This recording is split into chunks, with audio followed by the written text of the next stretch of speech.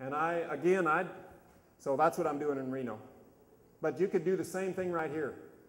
Why couldn't we have a Farm City Day? And I know you don't really want all those city folks to come here, but why not? Why not invite them out here and talk to them about what we do here and the positive things we're doing and how to change our industry? Why couldn't the auction market do that? Get the whoever business promoters in the world or in the city. Free beef on the bun. There you go. And they just, before they get all this traceability stuff in, get it done before, then the ranchers won't know whose beef they're eating, you see. Get it quick. Be kind of like a lottery. So, but anyway, I think we, as auction markets, we need to take the charge and be ahead of the game. And I think we can do it. So, and you guys got the facilities, you got the public speaking knowledge. Most ranchers, they can't even go to the football game or the basketball game or the hockey game.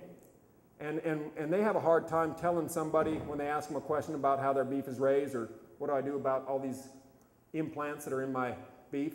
We just clam up and say, I don't know. Get scared. We got to have answers. And you guys should have answers. So anyway, come on. Come to Reno. Okay. Well, I appreciate the time, and hopefully you'll just take a little bit of time to think about some of these things and try to improve not only your business, but your quality of life. And I want to thank Adele. We've had a lot of conversations about this. And she's a thinker, and she's ahead of the deal. And if you have problems or questions, you got to go to people that don't just sit and complain at the coffee shop. That's the worst thing we can do, is sit and complain and tell everybody how bad it is. It's easy to do. Everybody wants to complain and say how tough our world is. That doesn't get it. Do something about it. Or visit with somebody that has thought about it and get on the right track. So, okay, thank you.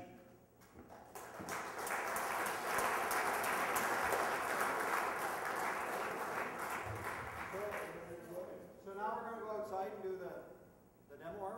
Sure, and we can sure do that if you're interested, anybody's interested. And again, I'm going to try to focus it on how we can teach employees to work. That's my idea. Maybe before we go up, Curt, is there any other questions that you might want to ask?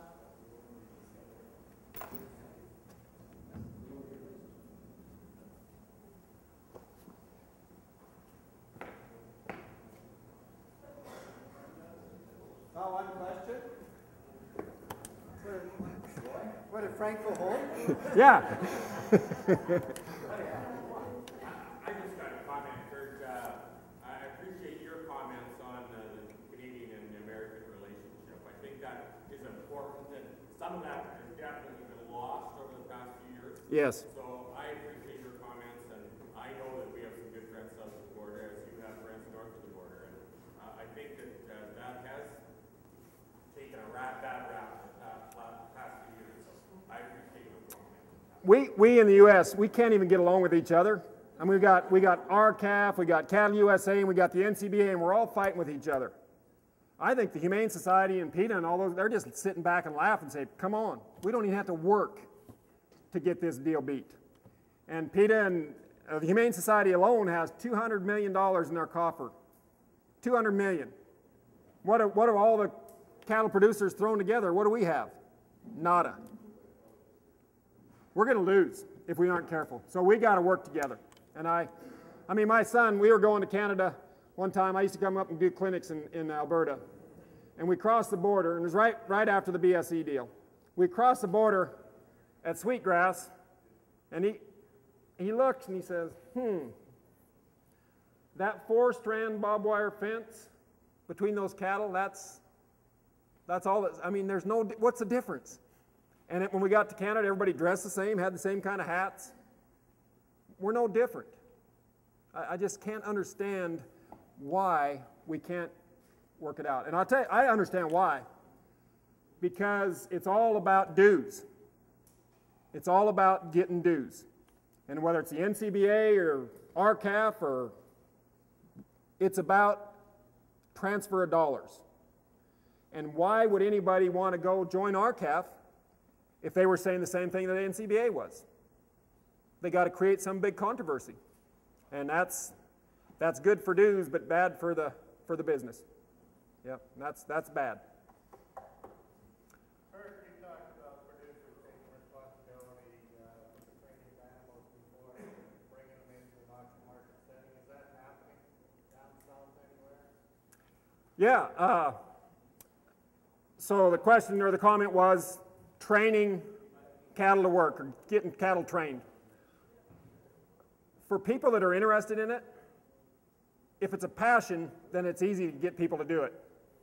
But if you've got a few cattle just to eat your pivot corners or your draws or something, and your main focus is on harvesting hay, or they're not going to do it. They're going to jam them in and try to maybe get the local cowboy to get them ran in. In Tennessee, they did a study on why people market cattle when they do. And you got to know, I don't know what the average beef size, in the U.S., the average herd size is 21 head.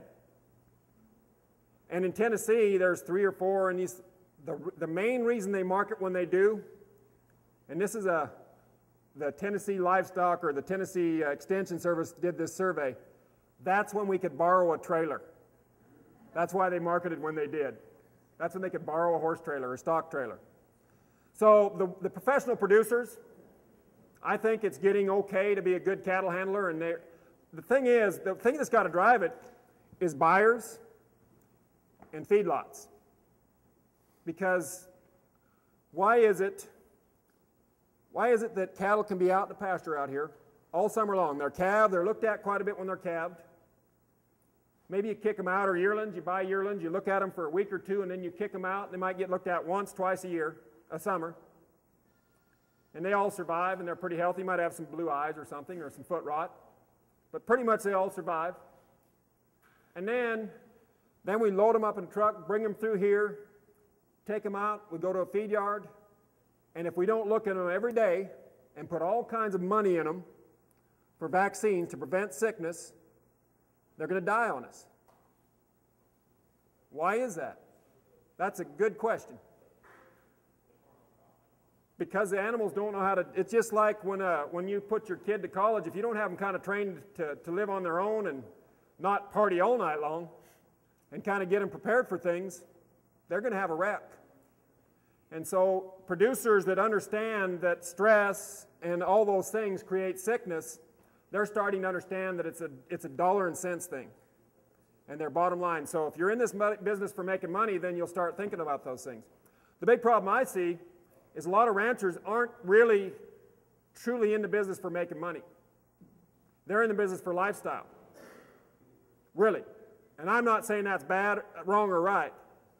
But if I tell a rancher I was just at Douglas Lake, we started a bunch of colts up at Douglas Lake Cattle Company. And that crew there, they are about being cowboys. That's why they're working. They don't get paid very big wages. They work long hours. They live in little camps. They are there because they can live the lifestyle. If I said, okay, this whole crew, when I said, okay, when you guys are going to start these colts, I want you all to take your cowboy hats off, put helmets on, wear a vest, and put shin guards on, they'd have run me out of that place. Because that isn't cowboy.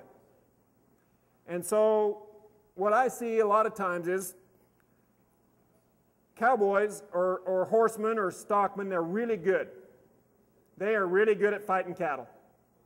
They are good cow fighters. And so when one tries to get back on them, that's a good time to show my skills. I can rope it, or I can get my horse to bring it around. And so I actually kind of need those things to happen sometimes so I can be a better cowboy. If you take that away, they don't want to be a cowboy anymore. Then they'll go to showing horses or something. So I'm not so sure that everybody in the world wants to be a top producer. I think we want it this lifestyle. And it's not for me to judge. I've been there myself. But here's the answer to it, I think. And as you get older, you start seeing this.